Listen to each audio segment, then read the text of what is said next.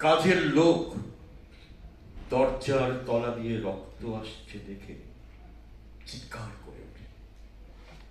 ছেলেকে লেখা এই তার প্রথম এবং শেষ চিঠি। অরণি, আমি বিশ্বাস করি সন্তান পবিত্র জলের মতো। যদিও তোমার সঙ্গে আমার সম্পর্ক ভালো নয়, তবু তোমাকেই লিখে রেখে যায়। গত 2 বছর তোমার মায়ের চিকিৎসা বাবদ আমার যৎসামান্য সঞ্চয় আপাতত নিঃশেষিত। চিকিৎসার ব্যয়ভার আমি আর নিতে পারছিলাম না। জীবনে তোমার টাকা ছুঁইনি, মরেও ছোঁব না। আমি আজীবন ছাত্র পড়িয়েছি, কেন তো কোনো অন্যায় করিনি।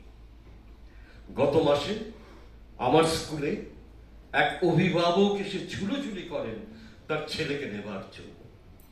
আমি প্রথম দিন ফিরিয়ে দিই, দ্বিতীয় দিন ফিরিয়ে দিই, তৃতীয় দিন পারিনি।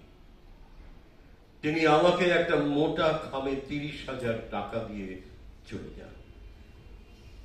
সেই টাকায় এই মাসে তোমার মায়ের চিকিৎসা চলছে। জানি না তিনি কোনোদিন বাড়ি ফিরবেন কিনা। ফিরলে বলো, পৃথিবীতে আমার বেঁচে থাকার অধিকার চলে গেছে। এটি